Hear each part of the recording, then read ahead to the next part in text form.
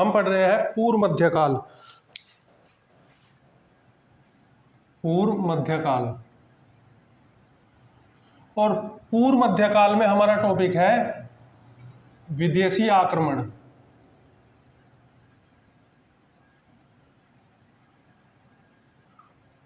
देखेगा,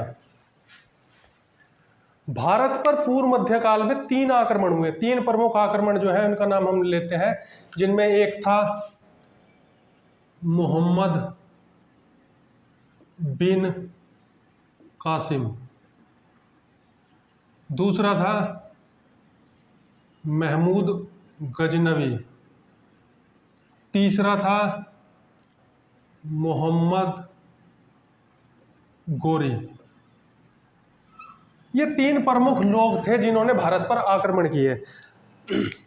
देखिएगा, हम देखते हैं प्राचीन काल में भी हमने देखा था, जब भारत में केंद्रीय सत्ता कमजोर हुई तो भारत पर विदेशी आक्रमण हुए, जिनमें कुषाण थे, इंडो ग्रीक थे, पहल्लव थे, शक थे।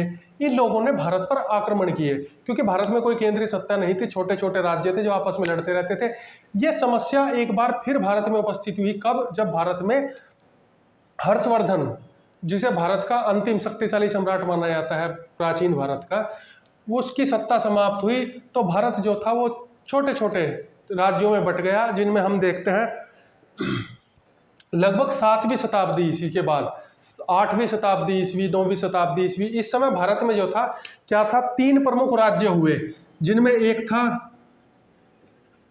प्रतिहार, दूसरा था पाल और तीसरा राष्ट्रकूट।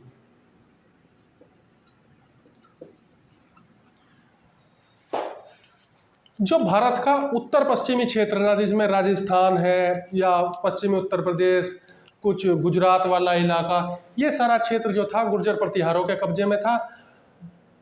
पूर्वी भारत, जिसमें बंगाल, बिहार, उड़ीसा वाला क्षेत्र जो था, यहाँ पर मुख्य शक्ति जो थी वो पाल शासक थे। और दक्षिण भारत में, जिसमें आपका आंध्र प्रदेश, कर्नाटक, तमिलनाडु वाला क्षेत्र होता है, इस क्षेत्र में राष्ट्रकूटों की सत्ता स्थापित थी। और ये तीनों ही अपना वर्चस्व स्थापित करने के लिए इस समय एक दूसरे से लड़ रहे थे। त्रिपक्षीय संघर्ष जो था वो इस समय चल रहा था। लगभग 300 साल तक ये आपस में लड़ते रहे, और उसके बाद परिणाम क्या हुआ उसे हम आगे पढ़ते हुए देखेंगे।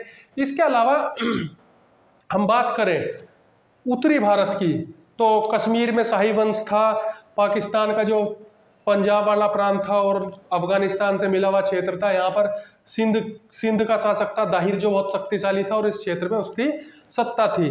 बात करें भारत के पड़ोसी देशों की कि भारत पर कौन आक्रमण कर सकता है, जब हमने देखा था प्राचीन भारत में भारत पर जो आक्रमण किए थे उनमें मुख्य आक्रांता जो थे वो या तो पारसी थे ईरान वाले क्षेत्र के, या फिर इंडो ग्रीक आए जो अरब क्षेत्रों को जीतते हुए इस क्षेत्र में आ गए थे, या फिर हुण जो दक्षिणी एशिया रूस वाले क्षेत्र के थे, या शक और कुषाण जो चीन से आए थे, वो भी दक्षिणी एशिया वाले क्षेत्र को, दक्षिणी रूस वाले क्षेत्र को जीतते हुए इस ओर भारत की सीमा में प्रविष्ट हुए थे, खैबर और बोलन दर्रे को पार करके। इस समय तक आते आते 7वीं, 8वीं, 9वीं शताब्दी तक आते आते ये जो पूरा प्राचीन शासक थे इनकी सत्ताएं विलुप्त हो गई थी, और इस क्षेत्र में 2 मुख्य शक्तियां थी। अगर हम अरब क्षेत्र की बात करें तो इस क्षेत्र में जो मुख्य शक्ति थी वो थी अरबों की। अरब शासक जो थे 632 ईस्वी में इस्लाम की जब स्थापना हुई तो उसके बाद इस्लाम जो था वो बहुत तेजी से प्रगति की, और अगले 200 साल में उन्होंने लगभग पूरे दक्षिणी पश्चिमी एशिया पर इनका वर्चस्व स्थापित हो गया। पारसियों को उन्होंने वहां से निकाल दिया और इस पूरे क्षेत्र में अरब लोगों की सत्ता स्थापित हो गई थी। जबकि हम बात करें उत्तरी पूर्वी और रूस वाले क्षेत्र की और यूरोप क्षेत्र की, इस क्षेत्र में मंगोलों का बहुत शक्तिशाली प्रभाव था। तो 2 मुख्य शक्तियां, एक मंगोल और दूसरे अरब जो थे वो इस क्षेत्र में उनकी सत्ता जो थी वो स्थापित थी।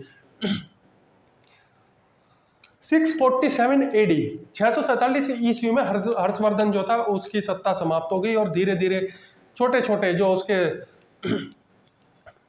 राज्यपाल थे उन्होंने अपनी क्षेत्रीय शक्ति जो थी वो स्थापित कर ली थी, और बाद में पाल, प्रतिहार, रोष्टकूट, इन 3 जो थे ये शक्तियां हुई और इनमें आपस में वर्चस्व के लिए लड़ाई जो थी वो इस समय 8वीं शताब्दी ईस्वी में हो रही थी। तो ऐसे समय में भारत पर जिस प्रमुख व्यक्ति ने शासन आक्रमण किया पहला, वो मोहम्मद बिन कासिम था। 712 एडी इस समय मोहम्मद कासिम ने भारत पर आक्रमण किया। इस समय इसका पहला जो आक्रमण हुआ वो सिंध क्षेत्र पर हुआ और सिंध में इस समय दाहिर की सत्ता थी। दाहिर जो एक हिंदू शासक था, इसकी सत्ता थी, उसने यहां पर आक्रमण किया, अपना शासक स्थापित किया, लेकिन इससे आगे मोहम्मद कासिम नहीं बढ़ा और वो वापस लौट गया। इसका राजनीतिक प्रभाव तो मोहम्मद बिन कासिम का भारत पे आक्रमण पर नहीं हुआ, लेकिन इसका सांस्कृतिक क्षेत्र में और व्यापारिक क्षेत्र में काफी जो था। बीच में हम देखते हैं कि भारत का अरबों के साथ व्यापार कम हो गया था, चीनियों के साथ बढ़ गया था। तो एक बार फिर दोबारा से ये व्यापार फला फूला और सांस्कृतिक संबंध एक दूसरे दोनों के बीच में स्थापित हुए। अरब से बहुत सारे जो यात्री थे वो भारत में आए, यहाँ के बारे में उन्होंने जानकारी हासिल की, यहाँ के विज्ञान ज्ञान के बारे में जानकारी हासिल की, जिसका फायदा बाद के जो अरब शासक थे, मुस्लिम शासक थे, उन्होंने उठाया। और दूसरा जो महत्वपूर्ण भारत पर आक्रमण हुआ वो था इसके लगभग 300 साल बाद महमूद गजनवी का। 1001 ईस्वी से लेकर 1026 ईस्वी तक 17 बार महमूद गजनवी ने भारत पर आक्रमण किया। महमूद गजनवी जो था ये गजनी क्षेत्र का रहने वाला था, इसलिए गजनवी बोला जाता था, नाम उसका महमूद था। और इसके पिता का नाम सुबुक्तुगीन का ये लड़का था। और इसने 1000 ईस्वी में जब ये गद्दी पर बैठा 998 में, तो इसने एक कसम खाई कि वो भारत में जिहाद करेगा और इस क्षेत्र में इस्लाम की सत्ता को स्टैब्लिश करेगा। और इसने लगातार अगले 26 साल में 17 बार भारत पर आक्रमण किया। और इसने एक नारा दिया जिहाद का,